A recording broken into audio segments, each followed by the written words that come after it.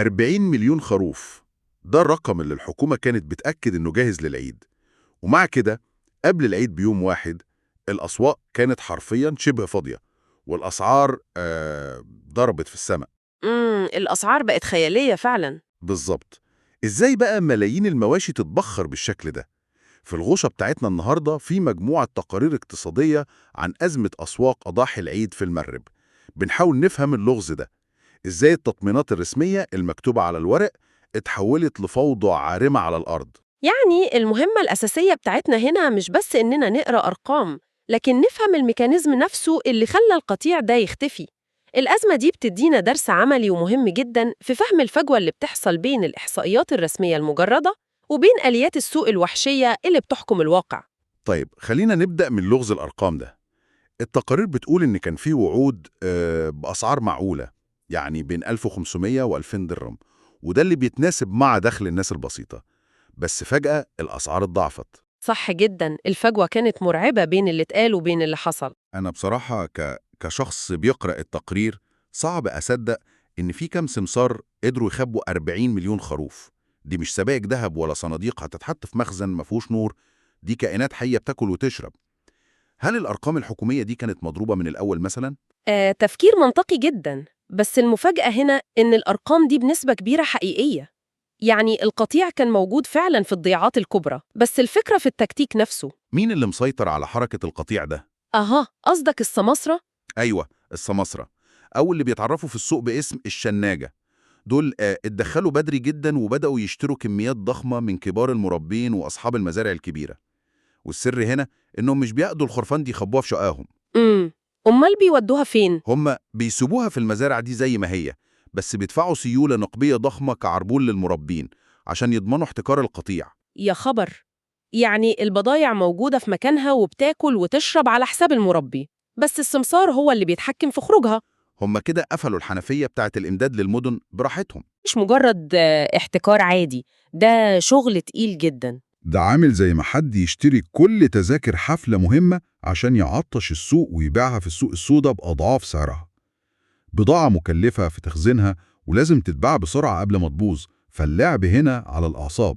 التشبيه ده دقيق جدا، بيشرح حجم المخاطرة. الشناجة كانوا بيلعبوا لعبة خطيرة جدا، بس اللي ساعدهم يكسبوها للأسف هو السلوك الجمعي للمستهلكين نفسهم. إزاي؟ يعني المستهلكين عملوا إيه؟ التقارير بتوضح إن شريحة كبيرة جدا من الناس قررت تلعب لعبة الانتظار. يعني قالوا إحنا مش هنشتري بالأسعار العالية دي، وهنستنى الآخر 24 أو 48 ساعة قبل العيد. كان تفكيرهم إن السماسرة دول فيتزنقوا في البضاعة وهينزلوا السعر غصباً عنهم لتجنب الخسارة. أيوه، بس ده معناه إن ملايين العائلات قررت تنزل الأسواق وتشتري في نفس اللحظة.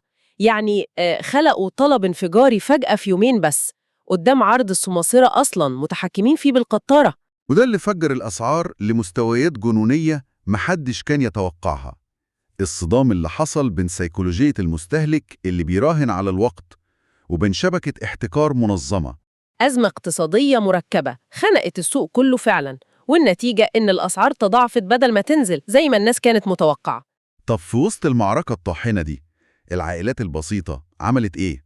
لما مناسبة دينية وثقافية مهمة فجأة تبقى محتاجة ميزانية خرافية. التقارير رصدت 3 ردود أفعال مختلفة تماماً بتعكس شرخ في النسيج المجتمعي.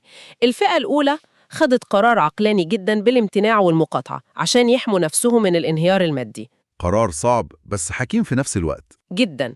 لكن الفئة التانية بقى، ودي اللي بتثير القلق، خضعت للضغط الاجتماعي الرهيب ولجأوا للاستدانة سواء من معارفهم أو عن طريق قروض صغيرة عشان يشتروا الأضحية بأرقام فلكية. يعني الناس دي دخلت في دوامة ديون خانقة هتعاني منها ميزانياتهم لشهور طويلة.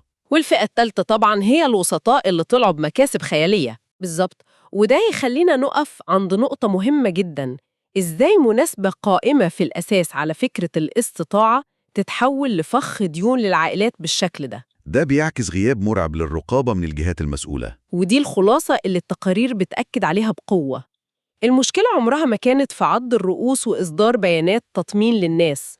الإدارة الحقيقية للأزمات دي بتتطلب رقابة صارمة على سلاسل التوريد. من المزرعة للمستهلك مباشرة. أيوة، لأن ترك السوق لتدخل السماسرة بالشكل العشوائي ده بيحول مناسبة اجتماعية لفرصة لجشع استغلالية بتدمر استقرار الأسر اقتصادياً وتخلق أزمات ديون. كلام يخض فعلا.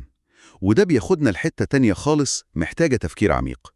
لو كانت سلاسل التوريد لحدث سنوي ومتوقع زي ده هشة وقابلة للاختطاف بالسهولة دي، يا ترى إيه حجم الخطر المخفي في أسواق السلع الأساسية اللي بنعتمد عليها كل يوم في أكلنا وشربنا؟ سؤال مرعب فعلاً. هل السلع دي كمان تحت رحمة نفس الميكانيزم وشبكات السماسرة؟ حاجة تستحق إن الواحد يفكر فيها كويس.